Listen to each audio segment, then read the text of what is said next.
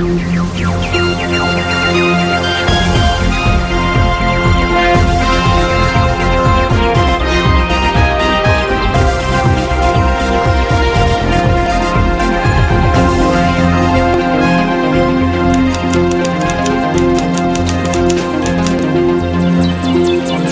evening and welcome. You're with News First, your number one news provider. I'm Shamir Rasooli.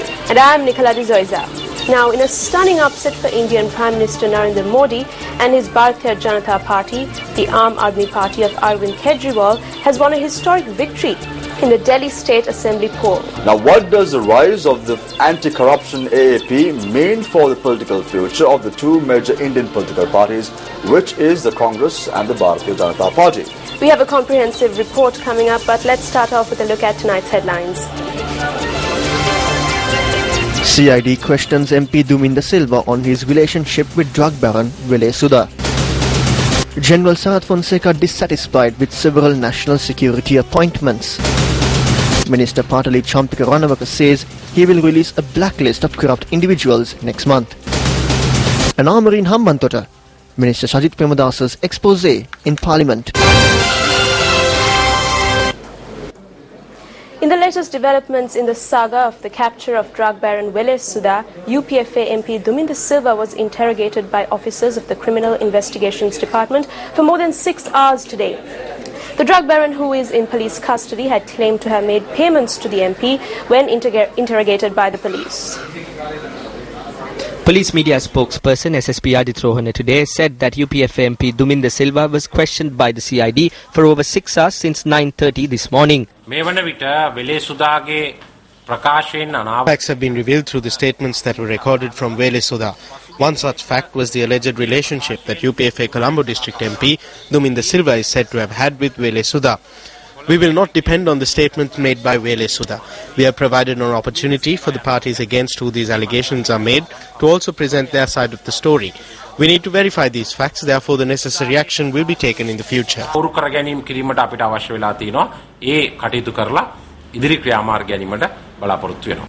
The Criminal Investigations Department had questioned UPFA MP Duminda Silva over money laundering allegations and connections to drug trafficking.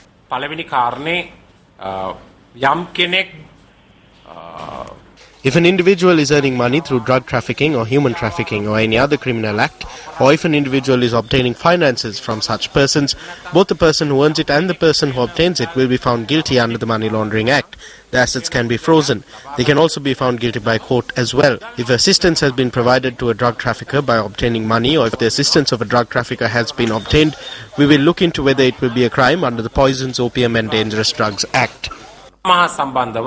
අන්තරාදායක ඖෂධ පිළිබඳ පනත යටතේ වරදක් ලෙස ගැනෙනවද කියන කාරණා පිළිබඳව සොයා බැලීමට.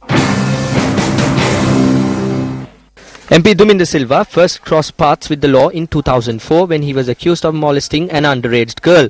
Later, after having a relationship with a famous actress and levelling death threats at her, Duminda Silva's actions raised questions in the judiciary and in the society.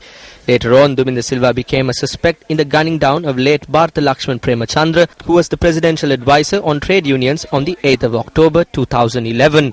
During the period that the case was being taken up by courts, Duminda Silva, who received treatment abroad upon his return to the island, produced himself in court and said that he does not recall any shooting incident. However, days prior to producing himself in court, Duminda Silva picked up from where he had left off, making a return to politics as well. Action that will be taken against persons including drug traffickers was a topic that caught much attention on the political stage in the run-up to the presidential election.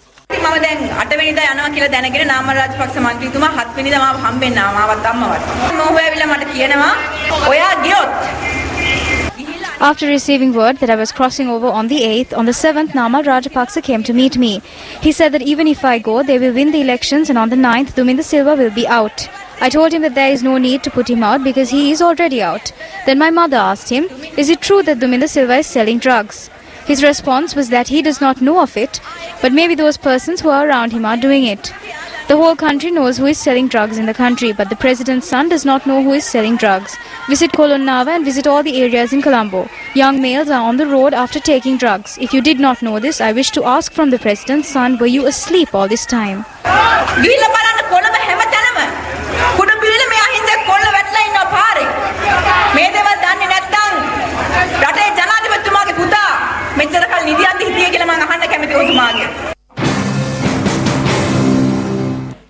අද අපි දැක්කා දුමින්ද සිල්වා මන්ත්‍රීවරයාව පැය 6ක් I noticed that MP Duminda Silva had been taken by the CID and was questioned for over 6 hours. However, he was not arrested. I am not sure whether this was because he is an MP or because there is not enough evidence for it. However, the people of the country are watching. They are waiting for those traffickers who caused destruction in the country to be brought before the law. If this does not happen, I believe that it will be a crime against the nation. Therefore, I request the police to expedite the investigation and produce all those who are involved before the law. කඩනම් කළා මේ පුජ්‍යලින් සියලු දෙනාම නීති ඉදිරියට පමුණුවන්නේ කියලා. අපි බලාපොරොත්තු වෙනවා දුමින්ද සිල්වා නැමැති පුජ්‍යලයාගෙන් තවදුරටත් ප්‍රශ්න කරලා ලබා ගන්නා තොරතුරු අනුව ඔහුට We hope that this individual named Duminda Silva will be questioned further and that immediate steps will be taken against him based on the information that comes to light. We can see that the new initiative that is being taken by the present government against corruption and fraud is not functioning at the pace that was expected by the people. There is no doubt that if this is not expedited, the big fish will swim away from this net. This creates more suspicions. There are politicians who are involved in this. There are MPs who are involved in this. If you dig deeper, there may be more serious persons involved in this. Higher ranks of the police are also connected to this. Therefore, we have said that this individual named Velesuda is the best evidence there is in this regard. We made a previous warning to this government that there is an attempt to destroy the life of this Velesuda and bury the important evidence that needs to be obtained. බාගන්නට තියෙන වටිනා සාක්ෂි වැළලීමේ වැඩපිළිවෙලක් මෙතන තියෙනවායි කියලා අපි කලින්ම අනතුරු ඇඟවීමක් කළා මේ ආණ්ඩුවට. හොරු අල්ලනවා අය හොරුම් යන එයාපෝට් තහනම්. Thieves will be caught. The airports will be closed for the thieves. Issuing of passports at night will be stopped. They will be put in jail. These are the election promises that receive the most cheers. Have we been able to do this? As a Deputy Minister of the current government, I must say that we are also naked along with the thieves. This is the bitter truth. මට කියන්න වෙනවා මේ රජයේ ඉන්න කෙනෙක් හැටියටත් මමත් තාම හොරු සමග හෙළුවෙන් ඉන්නවා කියලා. ඒක තමයි තිත්ත ඇත්ත. Leader of the Democratic Party, General Sarath Fonseca, says that the appointments made with regard to national security are not satisfactory. General Fonseca made this statement at a press conference held today. I'm not very personally happy with the appointments made in terms of national security. As far as I can see, these people have no understanding on their responsibilities in order to successfully execute their duties. But what I believe is that some form of reorganization is definitely required. What I believe is that people who are more skilled need to be appointed to such positions. Journalists questioned General Sarath Fonseca's absence at the Independence Day celebrations. Firstly, the senior officers, the Chief of Defence Staff and then the Army Commander, they are the ones who took the initiative to treat me in an unjust manner by abusing their powers. They are the ones that came forward to arrest me. They acted in a manner contrary to the discipline of the army. They set false examples to the junior members of the army. They acted according to several situations while holding various positions. I don't want to remain in such places. I have made this point clearly to the President and the Prime Minister. That was one of the main reasons for not attending the Independence Day celebrations. In addition to these very persons are the ones who conspired in the coup that was to come to pass on the night of the presidential election. 90% of the conspiracy was put into action. Since their conscience prevented them from putting into action the remaining 10% of the conspiracy, they took a step back. Some form of action must be taken against them. I would participate in such events only if such actions are taken. These two are the reason why I refrain from attending Independence Day celebrations.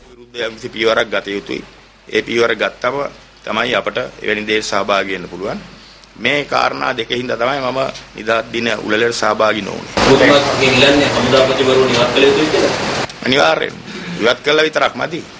ඔහු කරපු වැරදි ක්‍රියාදාමයට ඔවුන්ට විරුද්ධව පියවර ගන්න ඕන. Journalists also questioned General Sarath Fonseca on the parliament seat.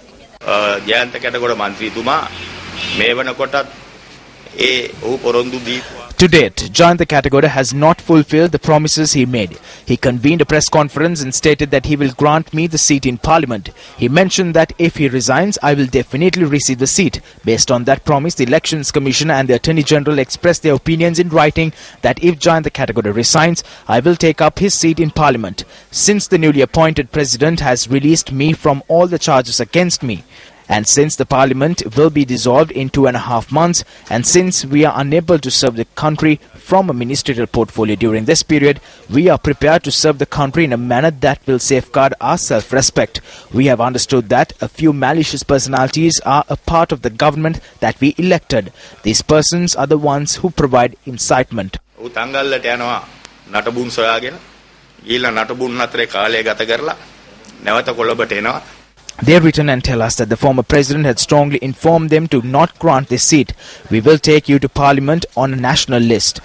They make various promises like these to him. We are to file a complaint with the Supreme Court in the coming days. We believe that we could seek the authority of the Supreme Court to solve this issue. ඊට බතන්න බලාපොරොත්තු වෙනවා මේ ප්‍රශ්නේ බේරගන්න. Now, in a developing story, the Ceylon Electricity Board Employees Union lodged a complaint at the Criminal Investigations Department today. The union demanded that investigations be conducted into allegations that the CEB administration have taken steps to arbitrarily increase their own wages.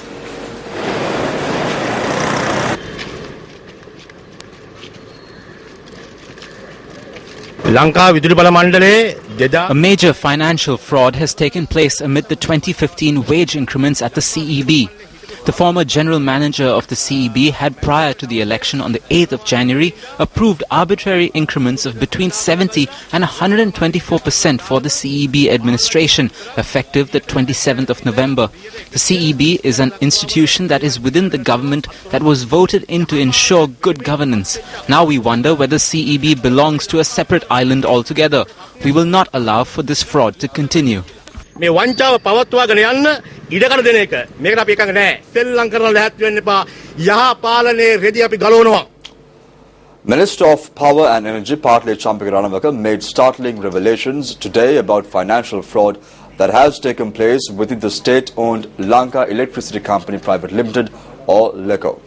Ranawaka, who visited the LECO officers today, also announced that he would be revealing the names of persons involved in fraud and corruption in the near future. Minister of Power and Energy Partly Champika Ranawaka arrived at the Lanka Electricity Company to meet its officers and employees.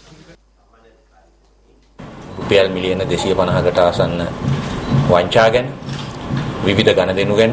With the help of our internal auditor, we will be able to uncover a number of financial frauds that took place. We got to know about a financial fraud of about 250 million rupees and a number of other transactions. However, we found it difficult to prove that such dealings took place and how they were conducted. Because of this, I called the former general manager of LECO, Gajnaika, and told him that such incidents have taken place within LECO, and I asked him for this help to find the culprits. He asked me to send him a formal letter in this regard and said that he will assist me afterwards. So I asked the Secretary of our Ministry, Ferdinando, to draft a formal letter to be sent to the CID in order to get their support and find out what happened to this money. We posted the letter. Just a day after we sent the letter, we received a letter from the Attorney General's department without us even making an inquiry. The former Chief Justice, who was the Attorney General at the time, informed us that the CID has no power to look into fraudulent activities that have taken place within LECO. Without accepting the letter, we informed the CID to file a court case regarding this. The court case was filed accordingly. The case was not subject to proper inquiries. This is because when goods and cases are related to monks, the cases are not heard. That case was not heard. They speak of the independence of the judiciary as righteous beings now. However, it is clear that the former Attorney General and Chief Justice were connected to the LECO scam. They have not been punished. They must be punished. Against a backdrop where they have all banded together, it is very difficult to act against corruption in Sri Lanka. Next month, I will reveal a list of names of persons who are the #1 culprits in fraud and corruption in this country. Then you will all know about the national theft that they carried out while dressed in white raiment and speaking about patriotism, purity and the unitary state.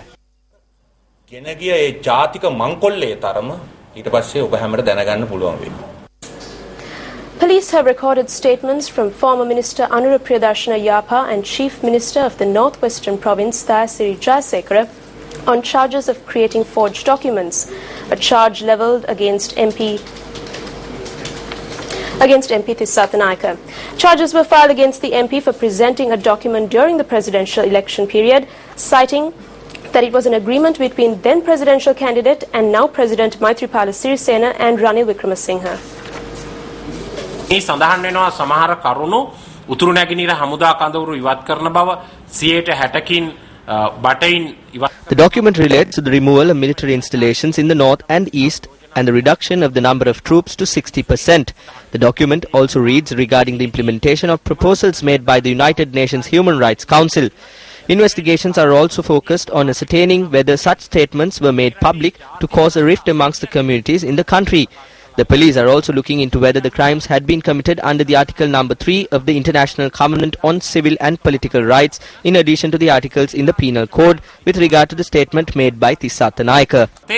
තුන්වෙනි වගන්තිය යටතේ වරදක් සිදු වෙලා තියෙනවාද යන්න පිළිබඳවත් විමර්ශනයක් කරනවා විශේෂයෙන්ම තිස්ස අත්තනායක මහතා කළ මේ ප්‍රකාශය මගින් තිස්ස අත්තනායක මහතා කුලේකනේ සම්බන්ධයෙන් අපේ සහ දායසරි ජයසේකර මහත්මයාගෙන් ප්‍රකාශයක් ගන්න බලාපොරොත්තු වෙනවා අරගෙන තියෙනවා නෑ මේ වන විටත් ප්‍රකාශ ලබාගෙන තියෙනවා ඒ දෙදෙනා. Statements have been recorded from Anura Priyadarshini Appa and Dayasiri Jayasekara. We are acting based on the instructions by the Attorney General. Investigations are almost over.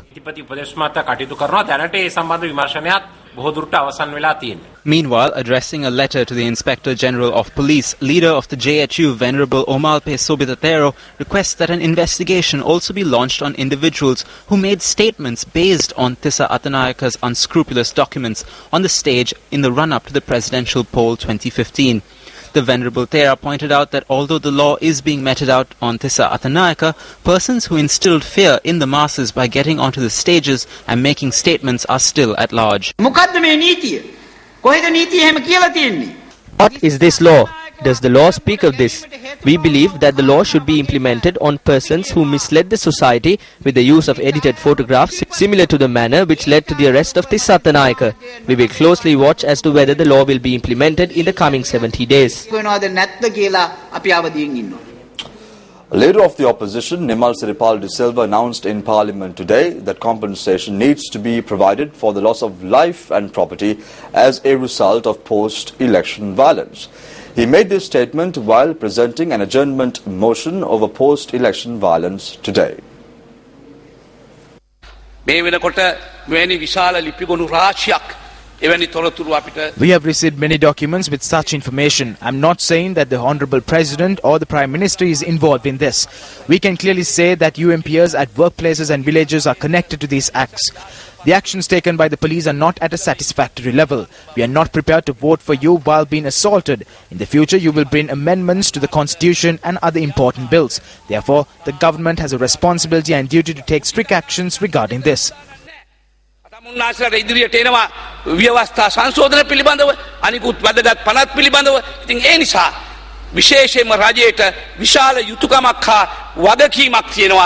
Because of the wrong we committed, the people gave us the verdict. That is why we are in the opposition today. That is true. However, we cannot accept that you will remain on that side forever. If the government is ready to move ahead with the new change, measures need to be taken to resolve the clashes that are taking place at the villages and at grassroots level. The SLFP election campaign was not carried out by you. It was them. It was a group that was formed to highlight one young MP. They were canines who called themselves the Nilbalakaya. It is they who carried out acts of violence 24 hours of the day, 365 days of the year. I state this with responsibility. Even today, there are unofficial armories in Beliatta and Veerakatiya in the Hambantota district. These are armories with T-56 assault rifles and grenades and other weapons.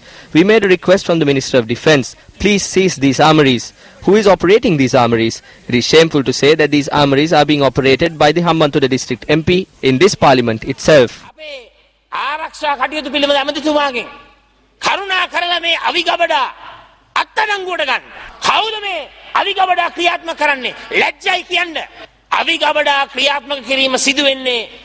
Hambantota දිස්ත්‍රික්කයේ නියෝජනය කරන මේ පාර්ලිමේන්තුවේම මන්ත්‍රීවරයෙක් තමයි. මම හිතන්නේ police පරිතුමාගේ මැදිහත් වීමෙන් I believe that a proper investigation will be headed by the intervention of the IGP in this regard, and this report needs to be made public. We need to create a new dialogue on creating a new civilized political culture. We hope to establish the independent commissions in a new manner. ස්වාධීන commission සභා අලුත් ආකාරයකින් තහවුරු කර ගැනීම අවශ්‍ය වෙනවා.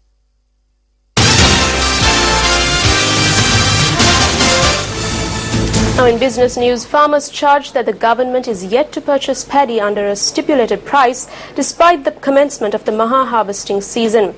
They point out that as a result, they are faced with a situation where they have to sell a kilo of paddy between 25 and 35 rupees per kilogram to private vendors.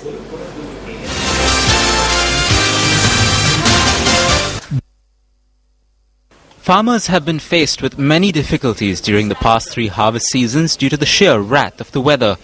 According to data issued by the Department of Census and Statistics for February to March of last year, the rate of paddy harvests had depleted by 15.7% in comparison to the previous harvesting season.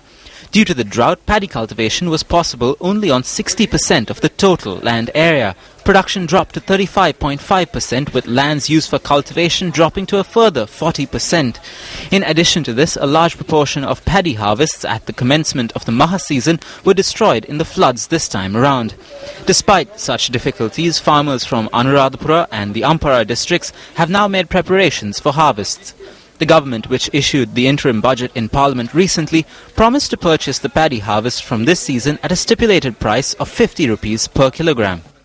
We cultivated paddy twice or thrice. Those of us who had 2 acres of paddy now have only a quarter of that. Now 1 kilogram of paddy is priced at 50 rupees according to the budget, but traders purchase our paddy at 28 or 30 rupees. We are making a request to ensure that we can sell it at 50 or at least 45 rupees as traders purchase it at low prices. This is how the goods are priced in our village. We were able to make a profit of 30 rupees or at the most 32 rupees. They paid 28 rupees per 1 kilogram of nadu rice. The villagers have harvested and dried paddy in large quantities, but since the government has not provided suitable storage, they face a difficulty in selling these. We make a request to the relevant officials to look into these matters. We undergo a number of hardships, including elephant attacks and rain, in order to produce these stocks of paddy. However, this is the present situation at a paddy storage facility which operates under the Paddy Marketing Board in Anuradhapura. We made inquiries in this regard from the Minister of Food Security, Gamini Jayavikrama Pereira, and he said that the government will commence purchasing paddy as promised.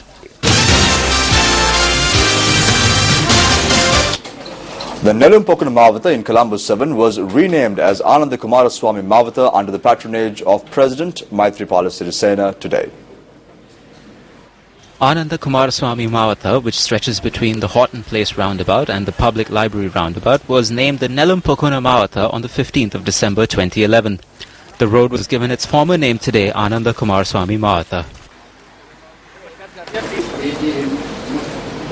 The Supreme Court today ordered the Director General of the Immigration and Emigration Department not to take a decision with regard to the deportation of leader of the Frontline Socialist Party, Kumar Gunaratnam, until the 13th of this month.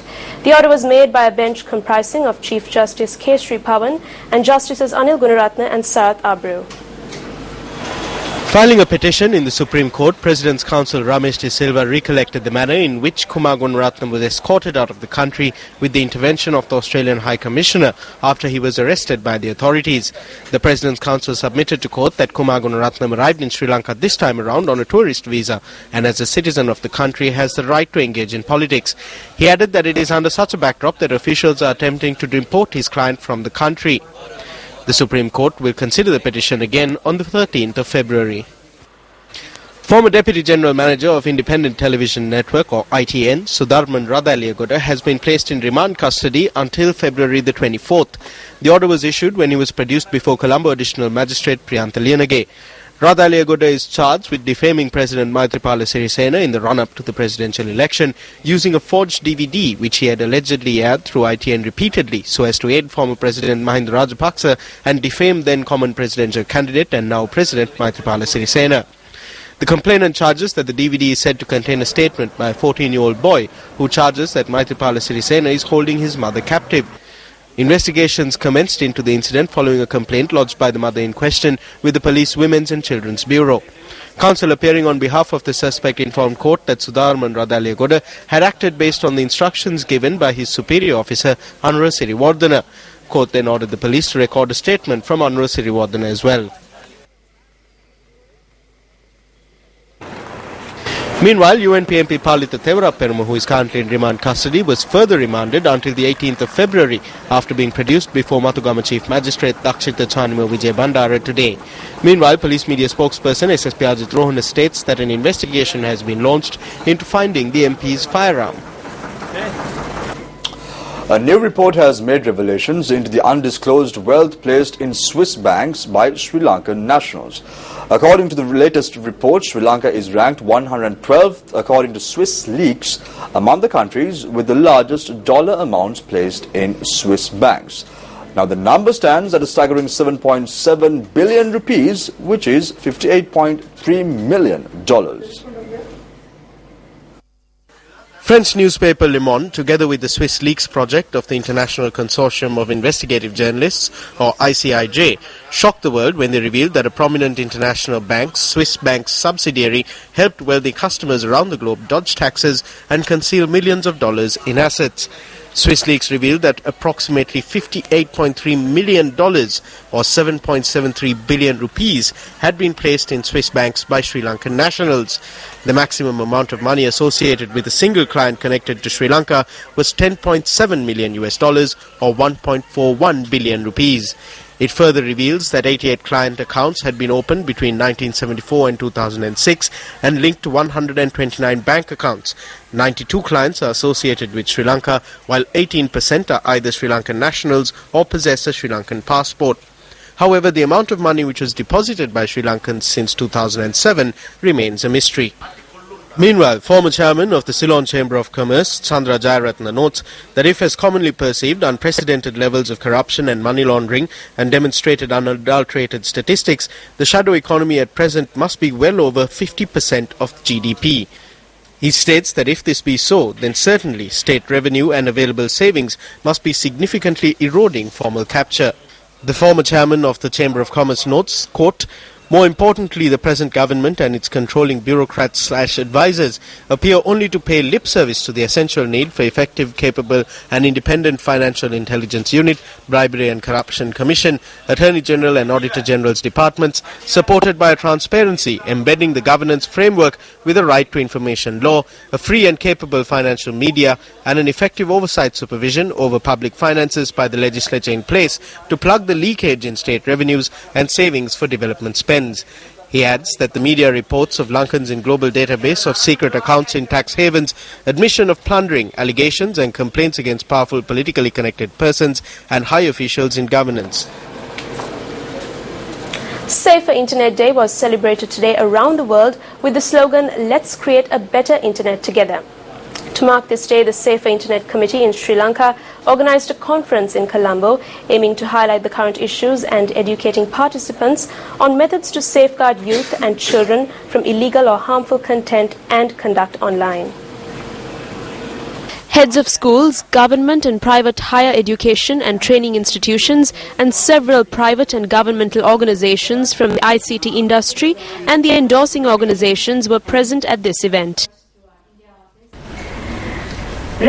There are lots of pros of the internet, but we also need to be looking at the negative aspects in terms of cybersecurity, social engagements, which can be a bit destructive to children. And we need to make sure that they are part of it and they grow, because e-democracy is a very in-depth subject that would be spoken in the near future and within the next few years by many different parts of society. But however, there is certain concerns that parents should take in terms of technology when it's being used by their children. But overall, I would say it's a debatable issue. There is always pros and cons. What's wrong today is right tomorrow. So there is nothing that is right or wrong, but it's about the moment of time. And as long as we could look at it in a positive step and see that our children are on the right direction, I think things would work well for you. So let's look forward and see how the generation holds us to, and what technology evolution will bring to the table from a more positive aspect than a negative aspect. The 169th edition of the Newsfirst Classroom Media and Leadership Workshop took place today at the Thopababa Mahavidyalaya in Polonnaruwa. The Newsfirst team was extended a warm welcome by the students of the school. Practical exercises were used to give the students a better understanding on news reporting. The students were also given an understanding on communication, new technology and the use of new media.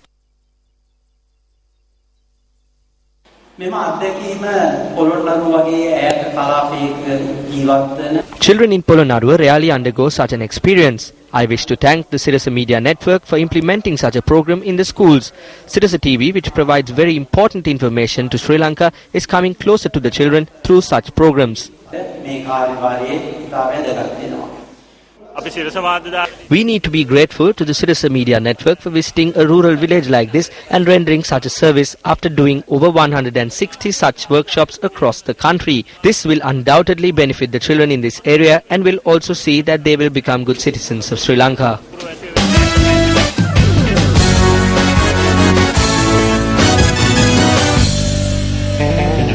We are just a few days away from the Cricket World Cup, yet changes in the national squad. Pace bowler Dushmantha Chameera, who was included in Sri Lanka's squad for the ICC Cricket World Cup to replace injured pacer Dhammika Prasad, has received the nod of the ICC Technical Committee. Thereby, Dushmantha Chameera will head to New Zealand tomorrow morning.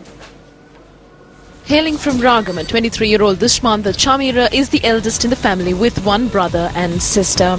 He began his sporting career at an early age while receiving his education at the Harishchandra Vidyalaya in Negombo. An exceptional cricketer in school, Dushmantha later enrolled at Maristella College in Negombo for his advanced level studies.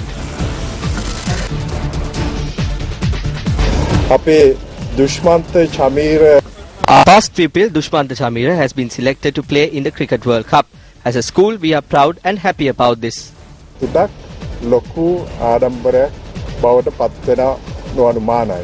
Right arm paceman Dushmantha played for NCC in his first-class cricket career and had 51 wickets under his belt for 1,497 runs in 20 matches.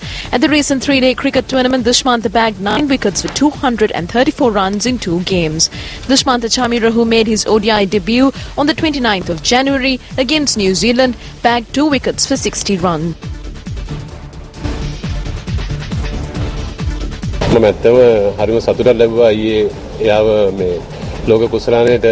I am very happy that he was selected to play in the Cricket World Cup. He is a talented cricketer.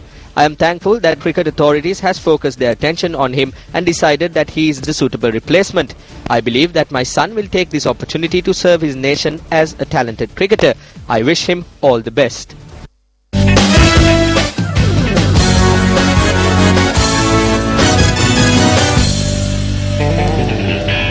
Well, that's a wrap of tonight's news. Thank you for stopping by. For the Newsfirst team, I'm Nicola D'Zoiza. And I'm Shamir Suldin. Join us again tomorrow, same time, same place. Till then, take care and good night.